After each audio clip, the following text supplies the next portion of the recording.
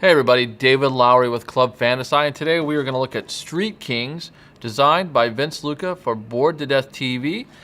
In this game, you're trying to become the Street King, and to do that, you're going to take your Class D car, try to upgrade that car, hire crew for that car, show that car off in car shows, and of course, race that car, and eventually keep upgrading that car to a better car in order to become the Street King. So let's take a look at the game. When starting out with Street Kings, each player is going to start out with a hand of 3 cards which they can look at, and all of these are location cards which will later be played over here to help determine how that race is going to go. You will choose which location card you want to lay face down by how strong your car is going to be and the icons that come up on those locations, because those are the ones that you're going to be judged on how far you move. So that's your starting hand of 3 cards. Your player board is here. You start out with $2,000, and you're going to track the strength of your car or the speed of your car with your little tracking tokens over here, your little cubes. And you'll do this for 2 reasons. Number one, it just makes it easier for you to see, and it makes it easier for the other players to see what your car is good at as everybody goes to the race. Here's your little car. It will go up into one of these slots when you're ready to begin the race or qualify for the race. At the beginning of every round, the starting player is going to choose a class. Each person starts out with a level D car. You'll see that by this here.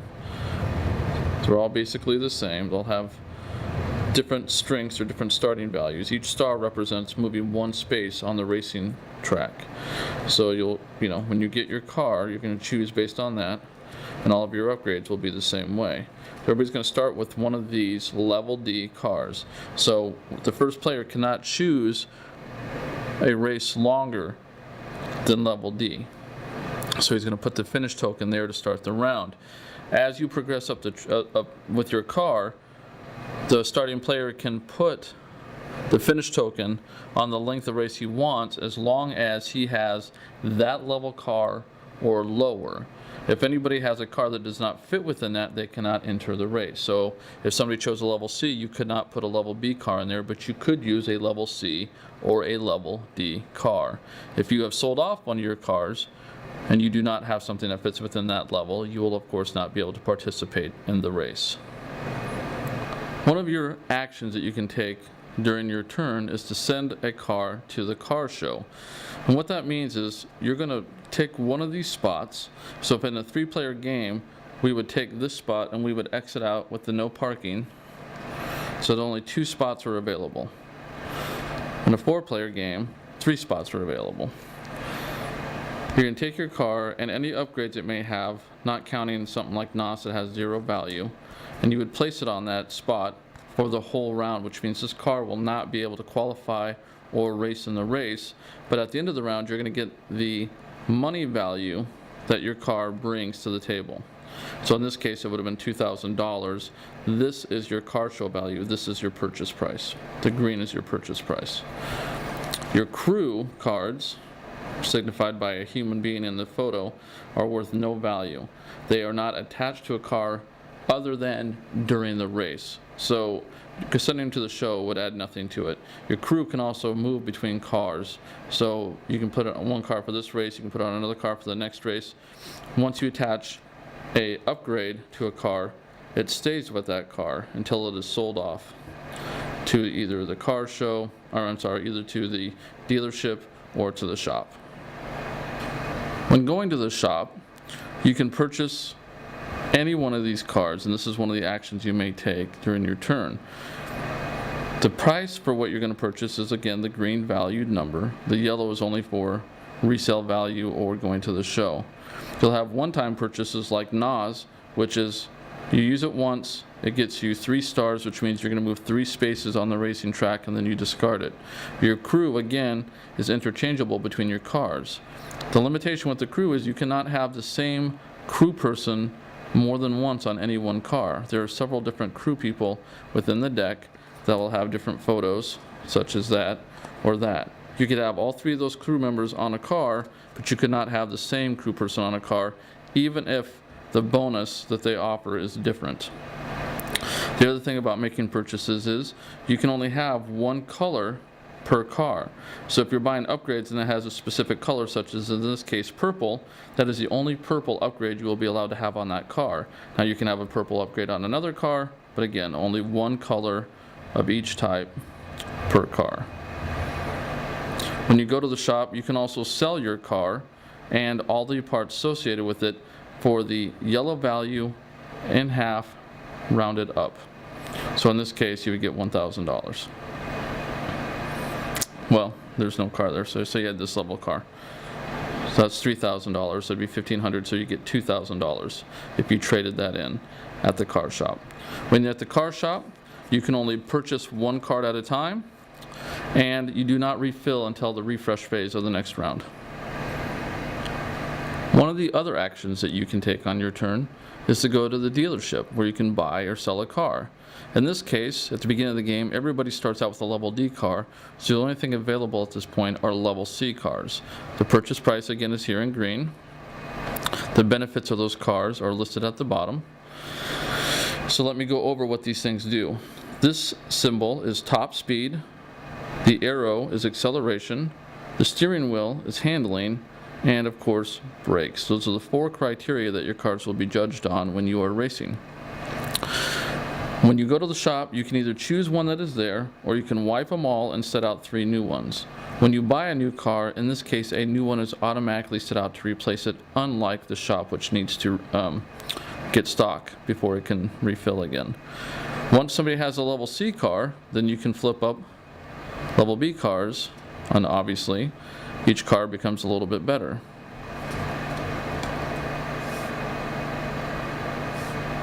Once you have a level B car, level A can come out. You can also trade your car in at the shop just like you did with, at the dealership, just like you did at the shop. Again, you can only buy one car at a time. You can trade one car in at as many parts as you want. Once you trade a car in or sell it back, you have to sell all the stuff that was attached to it. So all of your upgrades will go along with that. One of the other actions that a player may take during his turn is to choose a racing location. And what that means is they're going to look at their hand of cards, they're going to draw one from the top of the deck, and based on the strengths of their car, they're going to choose one racing location to put face down in the first spot. That leaves one spot open for the next person who wants to race to put a spot down that will help their car on the second leg of that race. If nobody decides to put another spot there, or another location there, the top one comes face down. At some point, all the racers that are able to qualify, that don't have too many cars in the show or whatever the case is going to be, are going to line up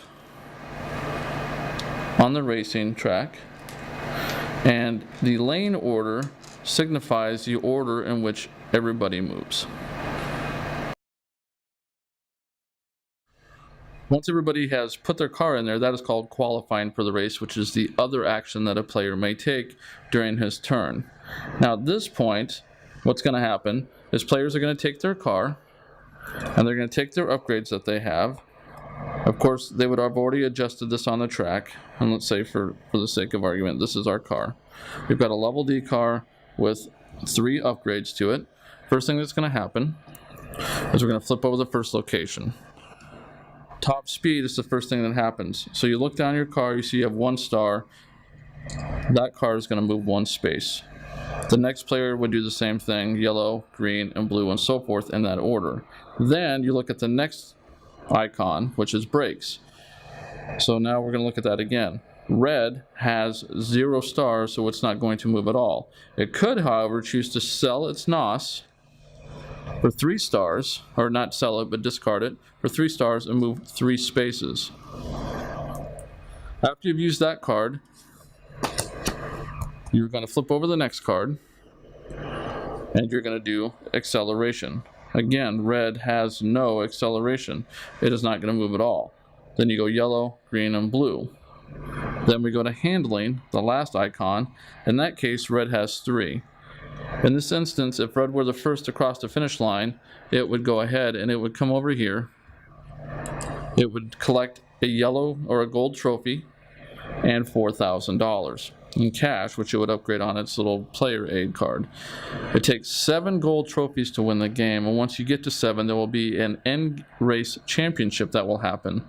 That is a level A class only race, so you must have a level A class car to race in that race, and that could alter the outcome. Whoever has the most gold trophies at the end of the game is the Street King.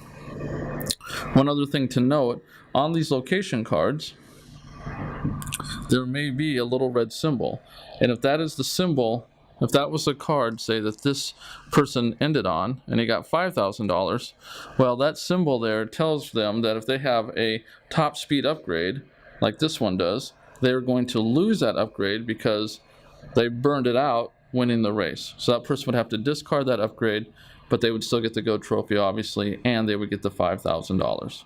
At the end of the race, we enter the cleanup phase. At this point, the racers would have received their cash prizes as well as their trophies, or the ribbon, for their place that they finished in. They would trade up any trophies that they wanted to upgrade their trophy count. So if they had 2 ribbons, they could upgrade that by trading it in for a bronze. If they had 2 bronze, they could upgrade that and trade it in for a silver, and obviously 2 silver, they can upgrade that and trade that in for a gold trophy. All players would remove their cards. They would discard the location and cards into the discard pile.